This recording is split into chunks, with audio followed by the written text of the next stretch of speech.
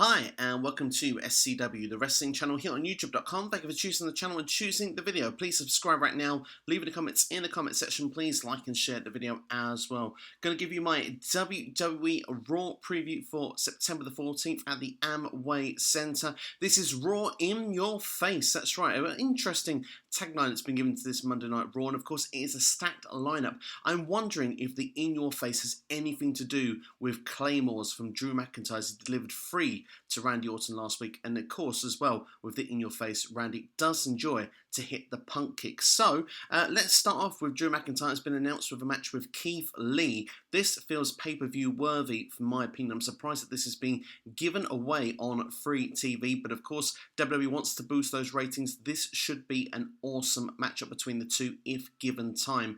I do expect a false finish, and that's one thing I'm a little bit disappointed about in one way, because Keith Lee seems to be the middleman filling in here for what's going on with the Randy and Drew feud. Don't get me wrong, it's great to see him in that position. He's kind of in a main event role here. It's a very important role he's in. I just want to see him winning matches, establishing dominance, and being the man that I know he can be on Monday Night Raw, because he could be a flagship player. And to be fair, he's not being jobbed out to these guys in quick moments. He is hanging with them. It's just he's not winning a lot of matches, but he did win perhaps the most important match to this point, and that was Randy Orton on pay-per-view at Payback, which was only a couple of weeks ago. So I'm looking forward to this match. I think it's going to be awesome. I love Drew McIntyre's tweet as well, saying that if Keith Lee wins, that he'll have a word with management himself about Keith Lee's entrance music. Come on, Keith Lee. Elsewhere in the show, we have got Asuka defending the Raw Women's Championship against Mickie James, which of course, this was done at NXT TakeOver. This match between these 2 days for the NXT Women's Champion a number of years ago. It was an awesome match. I think these two could very well deliver on Raw this evening. I do expect Asuka to retain. I think it would be wrong for Asuka to lose the belt at this point, so I expect her to perhaps continue to build a program with Natalya for a Raw Women's Championship match at WWE Clash of Champions. Elsewhere, there's a steel cage match, and I'm really looking forward to this as well. Dominik Mysterio in his first steel cage match, taking on Seth Rollins, the Monday Night Messiah. Should be a really exciting match between the two. Interested to see where this is going to go from here. It looks like Rey Mysterio and Seth Rollins will have a match still somewhere further down the line. I wonder how much more they can build that at this point. So will Dominik Mysterio pick up the victory? Will he lose? Will Seth Rollins come away and escape with the victory? We'll have to wait and see for tonight on Raw. Elsewhere as well, of course, we've got champions versus champions. The Street Profits against Cesaro and Shinsuke Nakamura. Of course, Shin and Cesaro coming over on the quarterly brand invitational. Of course, they are the SmackDown Tag Team Champions. I like the fact this has been put together. I think it's really exciting. Two tag teams that are the tag team champions for their respective brands. I really hope it leads to the titles merging, but I don't see it happening personally. As a quick feels, maybe this could be where there's one match on one show and then one match on another. Maybe it could lead to pay-per-view. I have to wait and see. I would really love the belts to be merged. As I say, I think the tag team division is kind of one of its weakest points in years in WWE. Have one team that can go on both shows, keeps the belts relevant, fresh, while there's not so many tag teams around right now as well. I think that it would just keep that title scene quite fresh. It would keep the division fresh as well. And when more tag teams can come back in, it really gives a purpose to want to be that number one team, which you can beat on both shows. And everything's recorded right now in the Amway Center anyway. So, I mean, everyone's under the same roof. Why not? I think they should do it. That's just my personal opinion. Last but not least, for the Raw preview, Mandy Rose has been drafted to Monday Night Raw. Of course, this was announced on Talking Smack by The Miz.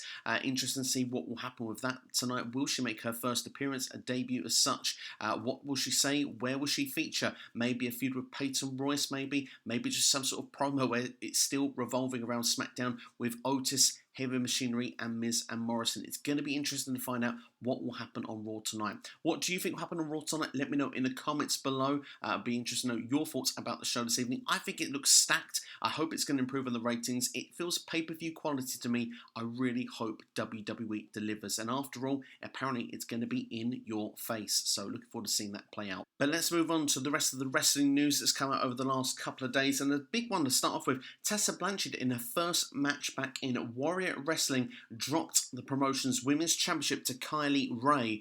Interestingly enough as well, this is her first match since the pandemic. She stayed in Mexico. She wanted to make sure that her marriage would go ahead. She's come back here. She'd left Impact Wrestling as well, of course, famously. She's been fired. She dropped their championship, Here, she's dropped this championship. She hugged Kylie Ray after the match before Kylie celebrated with the championship. It does make you wonder. There's been lots of speculation about Blanchard's future. Apparently, WWE were inquiring about her availability in the future. Would she go to AEW? Of course, Tully Blanchard is as well. It just is something, a little bit of a seed there. Tessa Blanchard, what is in her future? Will she be going to WWE or AEW in the near future?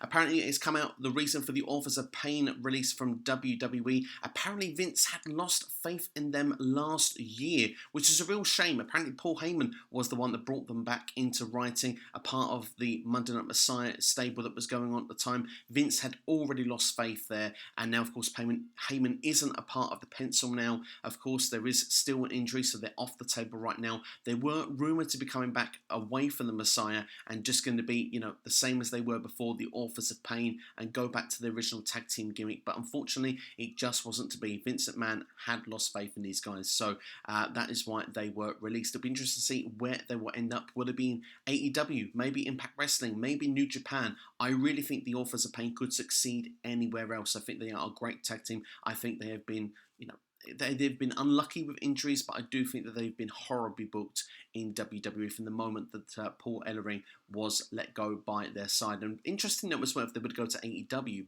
Rachel Ellering, Paul Ellering's daughter, has been wrestling there recently on a couple of episodes of Dark, I believe, and also as well with the Deadly Draw tournament. Would be interesting if they could bring her father Paul back, and maybe they could be a part of the AEW tag team division. It wouldn't surprise me. AEW uses legends. They have them as their managers. They're not their mouthpiece. They get their talents over. I think that would make a logical sense, wouldn't it? Just AEW have so many tag teams. Would they need them at this point? Rumours are AJ Styles unhappy in WWE. He has a contract to 2024. Apparently it's his last contract. But of course, he left Monday Night Raw in May this year. Apparently he was unhappy with the releases of course, Luke Gallows and Carl Anderson. But of course, now he's on SmackDown. And now with the taping schedule, remember he was on SmackDown before. SmackDown was on Tuesdays. Well, now it's on Fridays. He's missing his son's football games, which are on Fridays, and he's unhappy about that. So I wonder what that will be going forward. Of course, with the pandemic, it does make you think about the bigger picture outside of work and stuff like that. So I can understand that family is very important. I can understand he wants to be there for those magic moments. A draft is coming up in WWE. Could he be moving back to Monday Night Raw? He's no longer the Intercontinental Champion. He has stated as well that at one point before he retires, he would like to be a tag team champion. So he's got all the belts in WWE, but I believe he was a tag champ with Chris Jericho at one point, if I'm not mistaken. But anyway, it's been said that Finn Balor would be the person he would like to team with. I think it would be an awesome tag team if they were put it together. Of course, they have history, Bullet Clubs, when you look at the history, so I think that would be pretty awesome to see that go down indeed. Couple of small notes on Miro, of course. She debuted in AEW last week, and apparently the best man is not just going to be a tagline, that's used for this Kip Sabian story. It is going to be the gimmick. He's not just a best man, he is the best man. So that's going to be interesting going forward to see how that will link. Would it be like a Mr. Perfect type of gimmick? We'll have to wait and see. There was contact from Impact Wrestling, according to Miro, on his social media channels as well. Apparently that they did get in touch with him, but at the time it wasn't COVID related. He just at that point wasn't ready to come back, and he chose not to come to Impact Wrestling. Of course, a bit of time has gone forward now, and now he is in AEW, and I'm excited to see what he's going to bring to AEW, but certainly thought that was an interesting news story that came out that Impact Wrestling did make contact with Miro. Speaking of AEW, Dynamite this week will be going on as planned. Of course, due to the NBA, there was a little bit of confusion of what day and what time the show was going to air. Everything will be airing as normal on Wednesday evening, so Dynamite will be as of normal this Wednesday. Back to WWE, and Ivar, of course, is injured out at the moment. Apparently hurt his neck when he did the dive last week in a tag team match on Raw. Still unknown if he's going to need surgery at this time. A bit of a worry that, because of course Ivar does have a history with neck injuries. So this could be potentially serious. So it's a bit nervy. I'm a bit worried about that for Ivar. I hope that he's not going to need surgery, and I do hope he will make a speedy recovery. And the last story for you today is coming from Ringside News. It's exclusive from them. WWE writers are too afraid to criticise the Wobbly Walrus character, which of course is a direct shot at Paul Heyman on SmackDown. Apparently, WWE writers, some of them not a fan of this, but Bruce Pritchard, he's so high up right now that some are actually a bit bothered to actually have a dig at any of his creative ideas. Now, I can have a dig. It doesn't matter what I say. I'm not a fan of the Wobbly Walrus character. I found it was a major disappointment. I really disliked it. Yes, okay, a dig at Paul Heyman if you want to, but for me, I was really hoping we're going to get something with the puppets where it's going to lead to some explanation. There's too many things with Bray Wyatt that's going on that is not paying off, and this character for me just adds nothing. I understand it's probably going to be used for the Roman Reigns feud, and Paul Heyman's there now, a part of, you know, with Roman Reigns' side and that, but for me, this just feels lame. It feels childish. It's just not meant for me. So anyway, that's enough from there. It's almost ending on a sour note. Let's change that and end it on a positive note. Go and check out right now. I've got another video available for you now. 10 WWE superstars that need to move in the WWE draft. Go and check the video right now. A good bit of fun, a bit of fantasy booking for you now. 10 superstars that I think should move shows when it comes to the WWE draft when it is announced for hopefully what is meant to be October is the rumor mill at this point. Ask SCW is available as well. The Q&A, which of course is answering your questions in the wrestling community. Enjoy Monday Night Raw tonight. I think it's going to be a solid show. I love the look of the lineup. Hopefully it will be a lot of fun. Yeah, I'll be back with you with a video in perhaps, I reckon Wednesday will be the next time you'll see me on the channel. I'll give you a chance to see a few of the videos that have come up this last few days. And of course as well, This Week in Wrestling, which was recorded on Friday as well, will be released for you on Friday this week as well. So that's all from me anyway. Thank you for watching. This has been SCW, the wrestling channel here on YouTube.com. You had your Raw preview and the latest WWE news all there for you in the day. If you've enjoyed this, give it a thumb up, leave a comment, let me know your thoughts on Raw, and of course as well, any of the news stories that have come out as well. And if you like this, maybe this will become a regular thing on a Monday. Let me know your thoughts, and have yourselves a great day. I'll see you next time here on YouTube. Take care.